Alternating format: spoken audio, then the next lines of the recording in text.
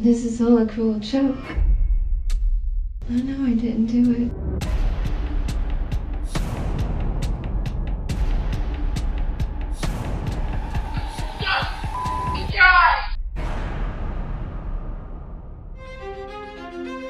911, what is your emergency? 911. I woke up on my boyfriend. He was outside this morning. He's cold. He was just drinking. He's cold. The address of the emergency. Hello? I need paramedic. The address of the... He was cold. What? Riverview, Florida. Is he awake and breathing? No. The hysterical caller is 26-year-old webcam model and cosplayer Melissa Turner. What's up, everyone, and welcome to my new channel. The victim is her boyfriend of 2 years, 25-year-old Matthew Trussler.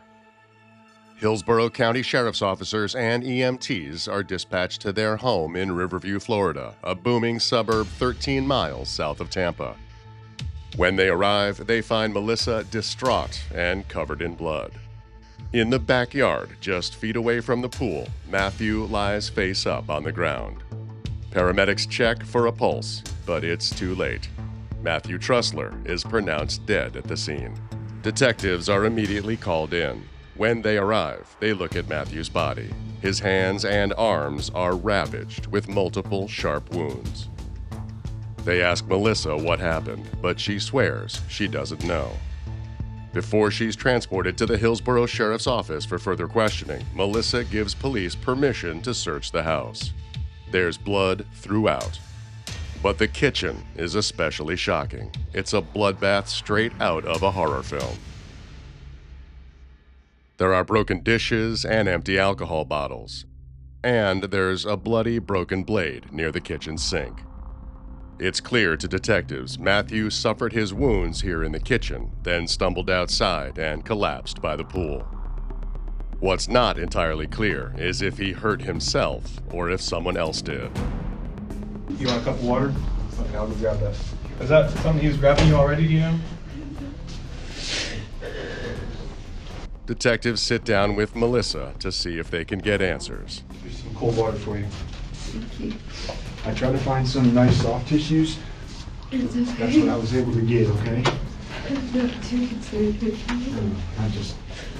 You look very upset. I look like a mess. I've got blood all over my face. I'm sure you've had better days. But given the circumstances, I understand, okay? Can you raise your right hand for me? You swear everything you're going to tell me today is going to be the truth? I swear. Okay, you can put your hand down. Can you take us back to yesterday, from the time you guys woke up, and to kind of how we got here today? Yeah, as much as I can. The best that you can. That's all we're asking for. Well, I got up at 4 a.m. 4 a.m. yesterday. I got up at 4 a.m. Got up, got ready, my makeup and everything. Got on cam, did my work, logged off around 9:30 in the morning. And then I went and I put on my workout clothes. And he was awake. He put on his too because we had just gone and gotten new shoes together, new Nikes, so we could work out together and everything. So we got dressed and we took the dog on a walk. So it was a 30-minute walk around the neighborhood. Melissa says they returned home. She showered, and then she and Matthew ran errands together. We went to Home Depot. What time did you go to Home Depot? It was around 12:30. In the afternoon? Yes. Did you go anywhere after Home Depot?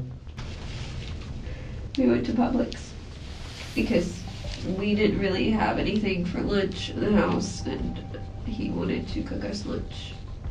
Around 2 o'clock, the couple arrived back home. Melissa says they ate lunch and spent the rest of their afternoon working before sitting down to play cards. Do you remember what time you started playing card games? It was around 6:15. Because the animals, the cats and the dog always get fed at 7 at night, so they started circling us, so we were playing. They're like clockwork, huh? Oh, yes. They started to circle us around. getting closer to 6:37, so we got up and fed them. And then, You remember what kind of games you all were playing? rummy, blackjack, kind of, just anything. Alright. In fairness, when I was talking to you earlier back at the house over there, I smelled a little bit of alcohol on your breath. We were drinking last night. What were you guys drinking? Vodka. Just vodka? Anything else? I mean, vodka and Coke and water, Were you having drinks or were you guys taking shots? We were taking shots. When do you think you started drinking? Was it when you started playing the card games? Was it before It was that? a little bit after that, yeah. So right after you started drinking? He had been having beers throughout the day, but that's his thing. He drinks like a fish and water. It was just the two of you there? Did anybody else come over? At dinner time, Melissa says she and Matthew took a break from drinking. We stopped drinking, purposefully stopped drinking, made ourselves just drink water. Mm-hmm. And then we had dinner. A good, filling dinner. You had tortillas, there was ground beef, all the taco-y stuff and a really big filling dinner. And we felt good after that. We felt fine. Alright, so after dinner, what happens? What do you guys do next? We're at about 9:45 now, I'd say. Yeah, that sounds right. I was the Truly, the hard seltzers that have hard seltzers. The hard seltzers that maybe about the same as much as beer. I was having one of those. He was having a beer, Corona. So you're drinking hard seltzer and he's drinking... I was drinking that. So I was having that. He was having a beer. I was basically having the girly version of a beer. Okay. Essentially. And we were doing that, and we were just talking about things. We were talking about the Halloween decorations a bit more. We talked about vacations and what we wanted to do, and kind of just trying to sort our lives out, kind of thing. Make sure we had a clear path with what we wanted to do with our lives. Where were you guys at when you were having that conversation? We were in the kitchen. In the kitchen. Yeah. Okay. After that conversation happens, what happens? After talking in the kitchen, I remember going to lie down on the chair in the office. Now, what time do you think that was? 11, maybe? Okay. When you go to sleep, it's still just you and him Yes. in the house? Okay. Is he awake when you fall asleep? Yes, he's always awake when I go to sleep. Was he in the office with you, or? I don't believe so. I think he was in the kitchen. Would you say, now I don't know what your alcohol tolerance is, what would you say you were intoxicated? I mean, I got drunk, yeah, but not obliterated, I would say I was beyond being just buzzed. Because we did get drunk, but that's what we did. We were there at the house ourselves. That's what we would do on a night when we didn't have to get up and do anything the next morning. We had drinks. He always liked drinking. He was a drinker. Did he have would you say he had a drinking problem or no? He had a drinking problem. Melissa alleges Matthew's alcohol abuse issues began long before they started dating in 2017. I can't at you. I mean, his mom will tell you the same thing. He did. He would admit it himself. What about you? Me? No. Besides the alcohol last night, were there any drugs? No. Did you, so you fall asleep in the chair in the office, did you wake up at all during the night? What time did you wake up this morning? Probably 20 minutes before I called. I don't know what time it was. I don't even know what time it is right now. It's 11:33 a.m. I don't know. I normally don't sleep in. But whatever time, I remember waking up and I didn't see him around. I saw the kitchen was. I didn't see him outside at first. I didn't see him there. I went upstairs and I checked the bedroom. I thought he went to bed. upstairs. I checked upstairs. And then I came back down again. Melissa says it was their dog that ultimately led her to Matthew. And I saw Farrah by the sliding glass door.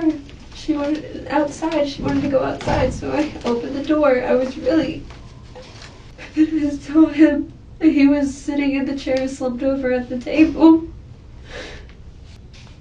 He was cold.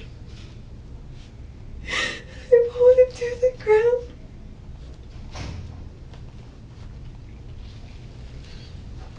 I'm sorry.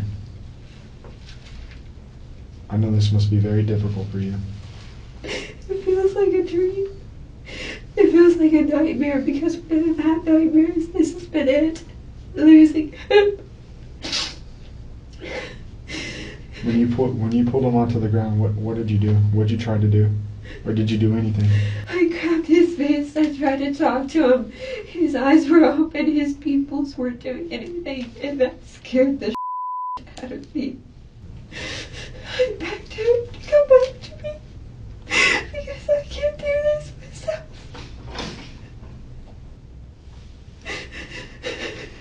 I put my thing in. I tried to check for a pulse. I ran. I didn't know what to do. I ran in the house. I grabbed a cloth and put warm water on it and came back and did the same thing. I tried to start CPR, and then I went back in the house and I got my phone. It was on speakerphone with the operator while I was trying to give it. Okay. You try to give him CPR. And then, so you're on the phone trying to give him CPR. Did anything else happen, or did deputies just show up? She said that they were almost there, and I went and unlocked the door. And I went back to him, and then he came back. What do you think happened?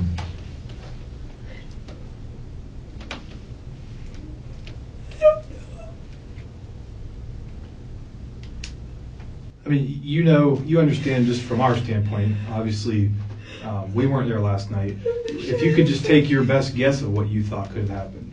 I don't know. I woke up to just see the kitchen a bloody mess. Detectives inquire about Matthew's state of mind, and Melissa shares Matthew worked in construction, but he struggled with unemployment.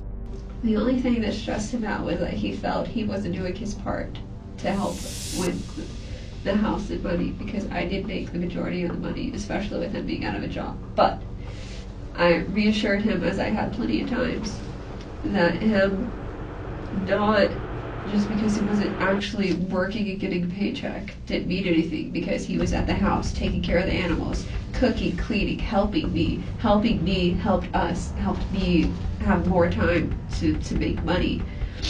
You ever talked about wanting to harm himself?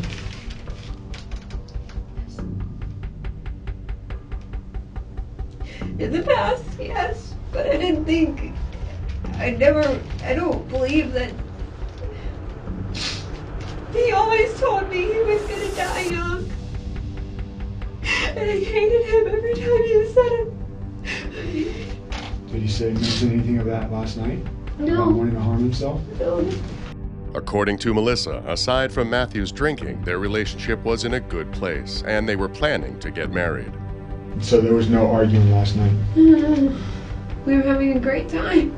At that point, detectives notice Melissa is wearing latex gloves. Do you have any injuries on your person? No. Any scratches or cuts or anything? None that I've noticed. I mean, I was wearing... You weren't wearing those gloves? No. Melissa says one of the first responders gave her those gloves at the crime scene. Would you mind just taking those gloves off for me? You can put them right in that trash can. Yeah, I have a little cut on my hand. But Can we see where you're going to? right there. And that's from what? I think it's from grabbing the glass. Or, because I know there was the broken glass this morning. I'm sorry, this morning's not the clearest thing in my mind. What I'd like to do, Mr. is I'd like to get some photographs of you, okay? And since you got, obviously blood all over you, they're not the most comfortable clothes, but I'd like to take your clothes and trade you out some other ones. Let me go ahead and step out. Did you have any other questions for us? We're gonna go ahead and step out. I'm gonna try to get them over here as quickly as we can and get some pictures of you. All right. Do you need to use the restroom or anything? Do you want a soda?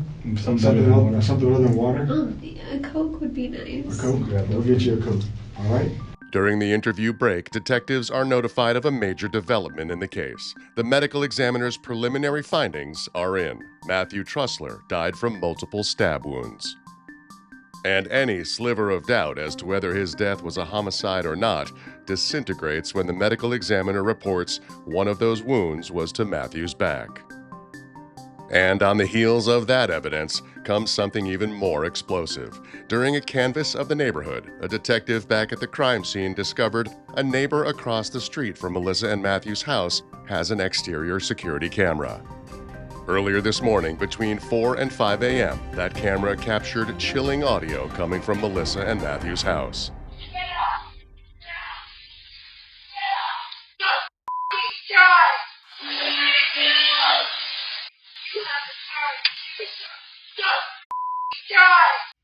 To detectives, the female voice heard in the footage sounds suspiciously like Melissa Turner. All right, we're gonna go back on the record with Melissa Turner. 1250. Armed with this new evidence, detectives resume Melissa's interview. That's when they get a closer look at the cut on her hand. Is It that? hurt to open it up. Oh my gosh, I didn't That notice. slice pretty good. I didn't even notice. Oh, wow. I had no idea that was there. I'm gonna go ahead and photograph it and we'll see if we can get A Band-Aid or something to wrap it up with. Detectives pause and call in an EMT. After he bandages the deep gash on her hand, the interview continues. Tell me again how you cut yourself. I don't remember exactly. Because I remember it was this morning. Because I remember getting some of the blood on him. I think I was looking for a phone and I was panicking and picked up the glass. Because I knew it was this morning. I remember that. I think I just couldn't find a phone at the time between the mess that the kitchen was, and I was just panicking. That's a pretty significant cut. Yeah, well, I was panicking pretty bad. Does that look like a glass cut? I don't know what it looks like. I don't know. Okay. I don't. It must have been a pretty big piece of glass. Anytime between when you went to bed at 11 to when you woke up, I think you said 20 minutes before you called us, right? It was right around, yeah. So let me just make sure I have the right time, so I'm not talking. The call came in at 8:45. 8:45 is when the call came in, so you said about 20 minutes, maybe, even if you lost track of time, say you wake up at 8. Anytime between you went to bed at 11 last night to 8 this morning, did you have any argument? No, not that I know of. Well, I mean, you say that a couple times. Let me say this. So we've been talking to the neighbors. There's cameras all over the neighborhood. There's Ring doorbell cameras and everything. Okay. Okay. What were the neighbors saying? What? It ain't what the neighbors are saying. It's what's on video. What? There's arguing coming from the house. It's a male and a female. I have no memory of any argument at 4 in the morning. Okay. Do you have a tendency to do things without you remembering? No. That's Okay. why I'm confused right now. I'm a little confused too. That's why I was asking. Yeah, because that's not me. Okay. Not So at if all. something happened, you would remember? Yes, I don't really have memory lapses. But you don't remember this morning. I do not remember 4 o'clock this morning, no. After her repeated denials, the other detective calls Melissa out. You have evidence that there's arguing coming from your house at Correct. 4 o'clock in the morning. So I don't want you to go down a road where you say that you just have no memory of that. Okay. What we need from you that would probably be a lot better off and make a lot more sense is to come forward and tell us what that argument was about it for you, rather than say you don't remember. Suddenly, Melissa's story changes. She admits she and Matthew did fight. The argument was him waking me up because he was a night person, as I've told you guys. Him staying up till 4 in the morning whenever he got drunk is not unheard of. I would say he woke me up, and we got in an argument over that because he was still up at 4 in the morning drinking. When he had a problem, he knew about it. He knew he should fix it. He was trying to work on it, but being up at 4 in the morning, drunk off your ass, wasn't doing anybody any good. And that was what the argument was about then.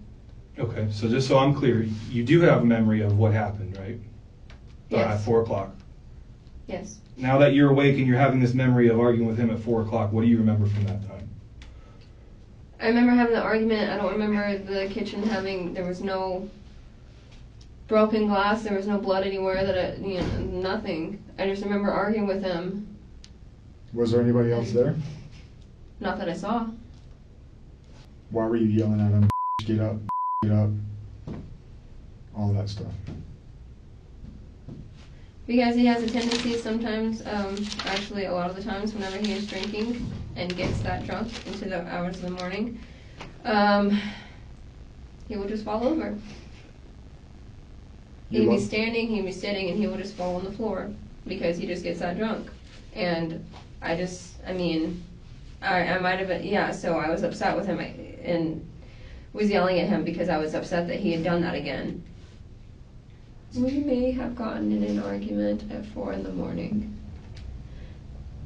I would never, and he would never, we never would do anything to harm each other. We had a life together. We had plans, and everything was going perfect for us. Let me ask you something. We've been sitting here talking for a few minutes, probably an hour or two at least. You told us that you guys were there, there's only two of you, the two of you were drinking. At first you didn't want to tell us about the argument at 4 o'clock this morning, but you did, so I appreciate that, okay? But my problem is I got back porch with stab wounds. Stab wounds? Or wounds from a sharp object, okay? And the only people that were there were you and him. So how did he get those cuts? That I don't know. Well, he probably didn't do it to himself. And the only other person that was there was you. So I'm just trying to figure out and give you the opportunity to explain what happened. Because I'm going to be honest with you. I've been doing this a long time, and I've talked to a lot of people, and this situation, though I wasn't there, there's 3 sides to the story. There's your version, his version, and the his truth. version, and the truth. I'm aware. What I'm trying to give you the opportunity is, I'm trying to give Melissa the opportunity to be this good person over here that may have got upset and reacted out of anger and not her normal character, or this person over here that just is mean, manipulative, raging, angry, killer. Premeditated. Okay? Was it an accident? Because you were upset he woke you up? I would never stab him. Okay. Well, what happened? Help me, okay? That I don't know. Under increasing pressure, Melissa's story changes yet again. Talking about it more now, thinking back on it. This is from me grabbing a knife out of his hand. I don't remember which one it was that he had. But it was from taking the knife out of his hand. And then what happened?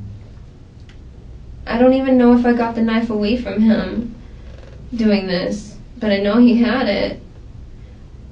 Do I need a lawyer? That's a decision you're going to have to make. We're not attorneys or lawyers.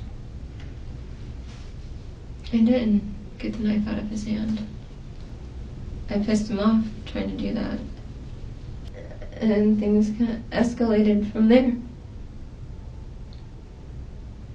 What do you mean by that? I mean,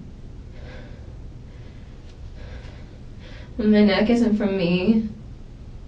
My jaw's sore, like I got hit. And I remember being thrown over the counter, lying on my stomach. I think in the moment, things just escalated.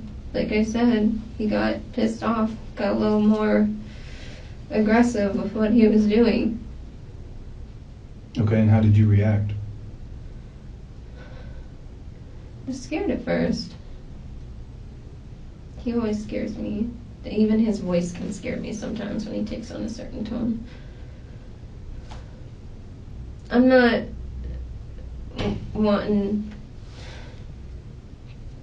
trying to be dumb about this. I'm a lawyer.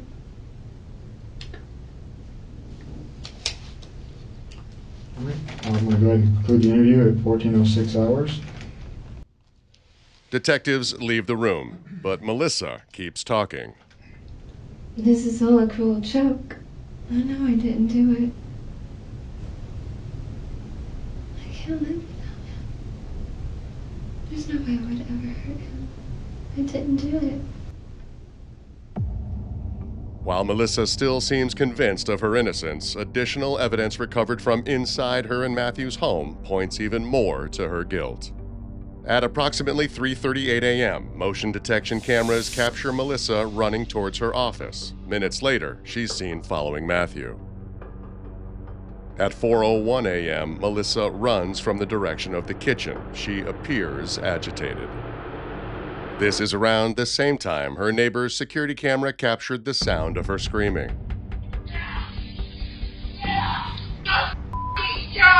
At 4:08 a.m., Melissa can be seen standing at the front door, talking to no one.